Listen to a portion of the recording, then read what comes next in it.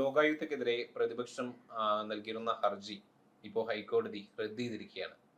ഇത് പ്രതിപക്ഷത്തിന് ഏറ്റിട്ടുള്ള തിരിച്ചടിയാണോ അതോ ഈ പറയുന്ന പോലെ ഭരണകർത്താക്കൾക്ക് ഇനി മുതൽ സുഖിക്കാമെന്നുള്ള ഒരു നയം ഹൈക്കോടതി തന്നെ തീർപ്പാക്കി കൊടുക്കുകയാണ്? ഭരണത്തിലിരിക്കുന്നവർക്ക് ഏറ്റവും കൂടുതൽ സുഖിക്കാവുന്ന ഒരു തീരുമാനമാണ് ഈ ലോകായുക്തയ്ക്കുള്ള ഇപ്പോൾ ഈ വന്ന വിധി. കാരണം ലോകായുക്തയുടെ പ്രധാന പരിപാടി എന്ന് പറഞ്ഞാൽ എന്താണെന്ന് അറിയാമോ? അതിന്റെ ഭേദഗതിയൊക്കെ നമ്മൾ കണ്ടിട്ടുള്ളതല്ലേ? അല്ല, അത് മാത്രമല്ല, അത് ഭരണത്തിലിരിക്കുന്നവർ അഴിമതി നടത്തിയാൽ, അഴിമതി നടന്നു എന്ന് തെളിഞ്ഞാൽ നിയമത്തിലെ 14-ാം വകുപ്പ് അനുസരിച്ച് അവരെ സ്ഥാനത്ത് നിന്ന് ഒഴിവാക്കാം, സ്ഥാനഭ്രഷ്ട് ആക്കാം. നിലവിൽ അത് വേണ്ടാന്ന് കേരള നിയമസഭ എടുത്തത്. അതായത് ആലോചിച്ച് വേണം, വലിയ ആദർശം പറയുന്ന ഈ ഗവൺമെന്റാണ് 10 കൊല്ലം ഭരിച്ച കേരള സർക്കാർ കേന്ദ്രത്തിനൊക്കെ കുറ്റം പറഞ്ഞുകൊണ്ടിരിക്കുക. ഈ രാജ്യത്ത് നടപ്പാക്കില്ല, ഇവിടെ നീതിയില്ല, ഇവിടെ എൻഫോഴ്സ്മെന്റ് എന്നൊക്കെ പറഞ്ഞുകൊണ്ടിരിക്കുന്നവർ ഇവിടെ അഴിമതി നടത്താൻ കൂട്ടുനിന്ന പണിയായി പറഞ്ഞത്. അവർ ചെയ്ത പണി എന്ന് പറഞ്ഞു കഴിഞ്ഞാൽ ഈ നിയമം ഇല്ലാതായി, ഈ നിയമം എടുത്തു കളയുന്നതോടുകൂടി അഴിമതി നടത്തിയ ഒരാളെ ക്വസ്റ്റ്യൻ ചെയ്യാൻ. ഇപ്പൊ മുഖ്യമന്ത്രി അഴിമതി നടത്തിയെങ്കിൽ നിയമസഭയിലെ MLA-മാർക്ക് ചോദ്യം ഇല്ല, MLA-മാരോട്ട് ഡിസ്കസ് ചെയ്ത് വേണേ പുറത്താക്കാൻ വേണരുത്. ഇപ്പൊ നിയമസഭ ഭൂരിപക്ഷം ഉള്ളവർക്ക് ഈ ബില്ല് അങ്ങനെ വന്നല്ല, ഈ ബില്ല് ഇവിടുന്ന് പാസ്സാക്കി നേരെ ഗവർണർക്ക് അയച്ചു. ലോകായുക്തത്തിൽ ഈ നിയമം എടുത്ത് കളഞ്ഞുകൊണ്ട് കൊണ്ട് നേരെ ഗവർണർ ആരും മുഖം ഇത് തടഞ്ഞു വെച്ചിട്ട് നേരെ രാഷ്ട്രപതിക്ക് അയച്ചു. രാഷ്ട്രപതിക്ക് എന്ത് ചെയ്തു? ഗവർണർ അപ്രൂവ് ചെയ്ത് ഗവർണർ അപ്പലേറ്റ് അതോറിറ്റി എടുത്ത് കളഞ്ഞു. ഇപ്പൊ ഹൈക്കോടതി ഡിവിഷൻ ബെഞ്ച് ജസ്റ്റിസ് ഇപ്പൊ ഗവർണർ പേരിന് മാത്രമാണ് പ്രഥമ പുരുഷൻ എന്ന് അറിയപ്പെടുന്നത്. ഇനി അവർക്ക് ഇതുപോലെ മന്ത്രിമാരെ ഒന്നും കയറി ചോദ്യം ചെയ്യാൻ പറ്റത്തില്ല. ഇനി മന്ത്രിയുടെയൊക്കെ വിഷയങ്ങൾ വന്നാൽ അഴിമതി നടത്തിയെന്ന് പറഞ്ഞാൽ അത് മുഖ്യമന്ത്രിയാണെങ്കിൽ മന്ത്രിമാരുടെ വിഷയം മുഖ്യമന്ത്രിമാർ നോക്കും, അല്ല മുഖ്യമന്ത്രി നോക്കും. മുഖ്യമന്ത്രിക്ക് എന്തെങ്കിലും വിഷയം ഉണ്ടെന്ന് നിയമസഭയിലെ സാമാജികർ നോക്കിക്കോളും.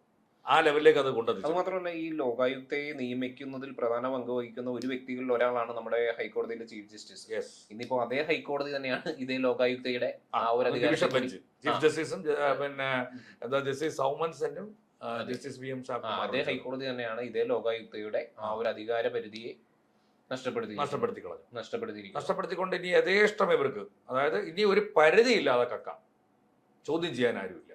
മാത്രമല്ല, എന്തിനാ ഈ ലോകായുക്തയുടെ ആവശ്യം എന്തോ? ഇതിനെ പിരിച്ചു വിട്ടൂടെ? ലോക്പാലിന്റെ ആവശ്യമില്ല, ഇതിന്റെ ആവശ്യമില്ല. ഈ 2 സാധനത്തിന് യാതൊരു കഥയില്ലാത്ത ഇത് കുറച്ച് റിട്ടയർഡ് ഉദ്യോഗസ്ഥർക്ക്, അത് IAS-ഓ അല്ലെങ്കിൽ ജഡ്ജിമാർക്കോ സുഖിക്കാൻ വേണ്ടി മാത്രമുള്ളൊരു സംഭവം. അവർക്ക് വീണ്ടും സകല ആനുകൂല്യങ്ങളും ലഭിക്കുക. കാറ് ലഭിക്കുന്നുണ്ട്, പിന്നെ റെസിഡൻസ് ഉണ്ട്, റെസിഡൻഷ്യൽ ഇതെല്ലാം കിട്ടുന്നുണ്ട്, പിന്നെ എല്ലാവിധ ആനുകൂല്യങ്ങളും. ഇതൊന്നും കൂടാതെ പ്രിവിലേജ് വേറെ, പ്രോട്ടോകോൾ അനുസരിച്ചുള്ള എല്ലാം കിട്ടൂല്ലേ? എന്തിനാ ഇത് വെച്ചുകൊണ്ടിരിക്കുന്നത്? വെറുതെ ഒരു ഡിപ്പാർട്ട്മെന്റ്. അതിനിവിടെ പോലീസും അതുപോലെ കോടതിയും പോരെ പിന്നെ ഉണ്ടെന്നുണ്ടെങ്കിൽ ഇപ്പൊ തന്നെ അഴിമതി നടക്കുമ്പോഴില്ലേ? അപ്പൊ അഴിമതി ഏത് വേദന നടത്താൻ കേട്ടോ, ഏത് തരത്തിൽ വേണമെങ്കിലും അഴിമതി നടത്തുന്ന തരത്തിലേക്ക് ഇപ്പം ഈ സംവിധാനം എത്തിയിട്ടുണ്ട്. യഥാർത്ഥത്തിൽ ലോകായുക്ത് എപ്പോഴെങ്കിലും കുറെ നാളായിട്ട് കേൾക്കുന്നുണ്ടോ? നേരത്തെ എന്തെങ്കിലും ചെയ്ത് കഴിഞ്ഞാൽ ഇപ്പം ഭരണത്തിലിരിക്കുന്ന ആരാണ്ട് കേട്ടോ, പഞ്ചായത്തിലെ പ്രസിഡന്റ് തൊട്ടുണ്ട് കേട്ടോ, പഞ്ചായത്ത് പ്രസിഡന്റ്, മുനിസിപ്പൽ ചെയർപേഴ്സൺ ഉണ്ട്. ഇനി ഇവർക്ക് ആർക്കും ഒരു കുഴപ്പമില്ല, അഴിമതി നടത്താം. അല്ല, അത് മാത്രമല്ല, വേറൊരു ചോദ്യം ഉദിക്കുന്നത് നമുക്കറിയാം, ഈ ലോകായുക്തയെ സെലക്ട് ചെയ്യുന്നതിൽ മുഖ്യമന്ത്രിക്കും ഒരു പങ്കില്ല. മുഖ്യമന്ത്രി പ്രതിപക്ഷ നേതാവിനും ഉണ്ട്. പ്രതിപക്ഷ നേതാവിന് ഒരു പങ്കുണ്ടല്ലോ. അപ്പോൾ സ്വാഭാവികമായിട്ട് അതുകൊണ്ടാണല്ലോ പ്രതിപക്ഷ നേതാവ് എതിർത്തതും അവർ ഹർജി കൊടുത്തതും. അല്ല, സ്വാഭാവികമായിട്ടും അവരുടെയൊക്കെ ഒത്താശയ്ക്കനുസരിച്ച് കൊണ്ട് പ്രവർത്തിക്കുന്ന ഒരാളായിരിക്കില്ലേ ലോകായുക്ത? അപ്പോൾ അത് ഭരണപക്ഷത്തോടൊപ്പം നിൽക്കുന്നത്. ഭരണപക്ഷത്തോട് അഴിമതി നടത്തുന്ന ആരായിരിക്കും? ഭരണത്തിലിരിക്കുന്നവരല്ലേ അഴിമതി നടത്തും. അല്ല, അപ്പോ ഈ ഭരണപക്ഷത്തിന്റെ ഒത്താശയോട് കൂടി പ്രവർത്തിക്കുന്ന ആൾക്കല്ലേ ആ പോസ്റ്റ് നൽകുള്ളൂ? തീർച്ചയായിട്ടും അവരെ കൊടുക്കത്തുള്ളൂ. കാരണം ലോകായുക്തത്തിൽ ഒരാളെ കൊണ്ടുവന്ന് നിയമിക്കുമ്പോൾ അതിപ്പോ റിട്ടയർഡ് ജഡ്ജി ആണെന്നുണ്ടെങ്കിലും രാവിലെ വിളിച്ച് മുഖ്യമന്ത്രി ആണെങ്കിലോ അതിന്റെ ഉത്തരവാദിത്തപ്പെട്ടവരെ വിളിച്ചു കഴിഞ്ഞാൽ പുള്ളി അതിനെ പറയാം, കുഴപ്പമൊന്നുമില്ല, ഞാൻ വേണ്ട രീതി അത് ഒതുക്കി വിട്ടോളാം എന്നല്ലേ പറയാൻ പറ്റും. അല്ലെ വേറെ എന്തോ പണിയാ ഉള്ളത്? ഞാനങ്ങ് വലിയ കീടിലോ എന്ന് പറഞ്ഞിട്ട് ഏതെങ്കിലും ലോകായുക്തയ്ക്ക് പെരുമാറാൻ പറ്റുമോ? ആരിഫ് മുഹമ്മദ് ഖാൻ എടുത്ത നടപടി എന്നുള്ളത് അപ്പോൾ ധീരമായിട്ടുള്ള ഒരു നടപടി തന്നെയാണ്. എടുത്തു, തടഞ്ഞു വെച്ചു, ഇത് പാസ്സാക്കരുതെന്ന് പറഞ്ഞു. അത് കാരണം പ്രതിപക്ഷത്തിന് എതിർപ്പുണ്ടായിരുന്നു.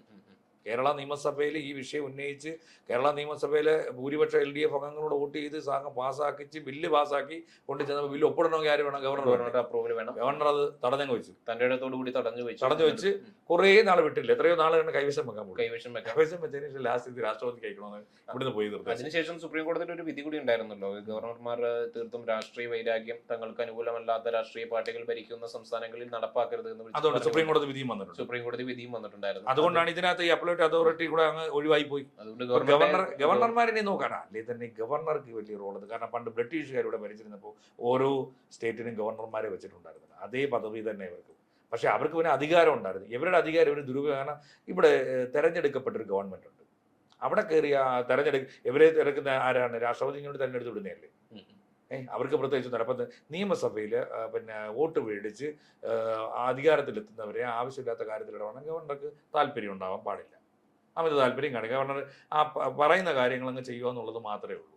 ഒരു പാവയെ പോലെ ചെയ്യുക, അതത്രേ ഉള്ളൂ. പക്ഷെ ആരിഫ് മുഹമ്മദ് ഖാൻ നേരെ തിരിച്ചു. അദ്ദേഹം അധികാരം നമ്മുടെ ടി എൻ ശേഷൻ തെരഞ്ഞെടുപ്പ് കമ്മീഷൻ ആയിരുന്ന സമയത്ത് അതിനെ എങ്ങനെ കൈകാര്യം ചെയ്തു ആ രീതിയിലുള്ള നടപടി എടുക്കാൻ ശ്രമിച്ചു.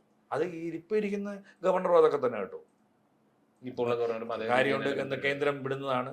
BJP ഗവൺമെന്റ് വെക്കുന്ന ആൾക്കാരാണ്. ഗവർണർ നിഷ്പക്ഷരൊന്നും അല്ല.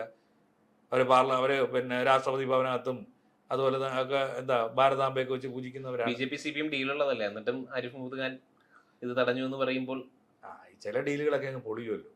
എല്ലാ ഡീലും നടത്താൻ പറ്റത്തില്ലല്ലോ. ഈ ഡീലുകൾ അപ്പോ ഗവർണറും കോൺഗ്രസും തമ്മിലായിരുന്നു. കോൺഗ്രസും അതെ അതെ. അപ്പൊ ഇപ്പൊ കോൺഗ്രസിന് പ്രത്യേകിച്ച് ഇതിനകത്ത് റോളൊന്നുമില്ലല്ലോ. പ്രതിപക്ഷമാണല്ലോ ഇത് തടഞ്ഞത്. പ്രതിപക്ഷമാണല്ലോ ഇതിനെതിരെ രമേശ് ചെന്നിത്തലയാണല്ലോ ഇതിനെതിരെ ഹർജി ഫയൽ ചെയ്തത്. അപ്പൊ നമ്മൾ അങ്ങനെ കണക്ക് കൂട്ടുമ്പോൾ ശരിക്കും നമ്മുടെ ഗവർണറും പ്രതിപക്ഷവും കൂടി ഒത്തുകളിച്ചതാണ്. അപ്പൊ അന്ന് ഈ നിയമം എടുത്തു കളയാൻ സാധ്യമല്ലെന്നും ലോകായുക്തനെ നിലനിർത്തണമെന്നും ആവശ്യപ്പെട്ടുകൊണ്ട് അപ്പോ ആ ഒരു ഡീലില് പ്രതിപക്ഷത്തിന്റെയും അതോടൊപ്പം തന്നെ ഗവർണറുടെയും ഭാഗത്തു നിന്നുണ്ടായി. പഴയ കോൺഗ്രസ്സുകാരനാണ്. മുമ്പ് പഴയ കോൺഗ്രസ്സുകാരനാണ്. സമാജ്വാദി പാർട്ടി പ്രവർത്തിച്ചിട്ടുണ്ട്.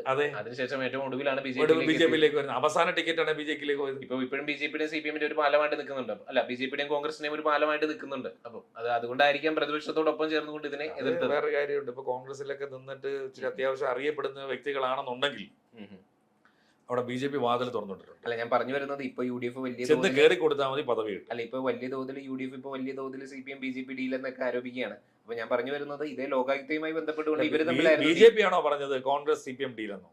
അല്ല, ഇപ്പൊ UDF പറയുന്നുണ്ടല്ലോ CPM കമ്മ്യൂണിസ്റ്റ് BJP ഡീൽ എന്നുള്ളത്. അത് ഒരുപാട് പറയുന്നുണ്ട്. ഒരുപാട് പറയുന്നുണ്ട്. അപ്പൊ ഇപ്പൊ വ്യക്തമാകുന്നു, ലോകായുക്തയുടെ ഈ വിധി കൂടി വന്നപ്പോൾ വ്യക്തമാവുന്നത്. അല്ല, ഇത് പൊതുജനം മനസ്സിലാക്കേണ്ട ഒരു വിഷയമുണ്ട് കേട്ടോ. അതായത് നമ്മൾ തെരഞ്ഞെടുപ്പ് വിടുന്നവർ മോഷ്ടിക്കാൻ തീരുമാനിച്ചാൽ അത് ചോദ്യം ചെയ്യപ്പെടാൻ കഴിയില്ല. അതിനൊരു സംവിധാനം ഇവിടെ ഇല്ല. റൈറ്റ് ടു റീകോൾ ബിൽ ഇല്ല. പൊതുജനം അറിഞ്ഞിരിക്കണം. MLA-മാരെയും MP-മാരെയും തിരിച്ചു വിളിക്കാനുള്ള ഒരു റൈറ്റ് ടു റീകോൾ ബിൽ ജനാധിപത്യത്തിന്റെ ഒരു അവകാശമാണ്. ആ ഒരു അവകാശം നമുക്ക് ഇതുവരെ നടപ്പാക്കട്ടെ. ഇനി കിട്ടത്തുമില്ല. അതായത് നമ്മളെ പൊതുജനം മനസ്സിലാക്കിയിരിക്കണം.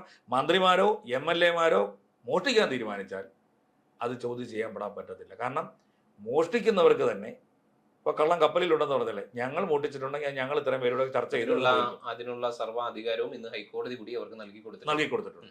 അനുഗ്രഹിച്ചു കൊടുത്തിട്ടുണ്ട്. അതുകൊണ്ട് അത് ജനങ്ങൾക്കൂടെ ബോധ്യം വേണം. തെരഞ്ഞെടുക്കപ്പെടുന്നവർക്ക് പ്രത്യേകിച്ച് ഒന്നും ചെയ്യാനില്ല. ജനങ്ങൾക്ക് കണ്ടോണ്ടിരിക്കുക എന്നുള്ളത് മാത്രമേ. ജനങ്ങൾ എന്നും നോക്കൂത്തിയാവുന്നു. എന്നും അധികാര സ്ഥാനങ്ങളിൽ ഇരിക്കുന്നവരിൽ തന്നെ ഒതുക്കപ്പെടുന്നു. അവരാൽ തന്നെ തീരുമാനിക്കപ്പെടുന്നു. അതിനൊരു മാറ്റമൊന്നും ഇന്ത്യൻ ജനാധിപത്യത്തിൽ ഇനി ഉണ്ടാകുമെന്ന് പ്രതീക്ഷിക്കുകയും വേണ്ട.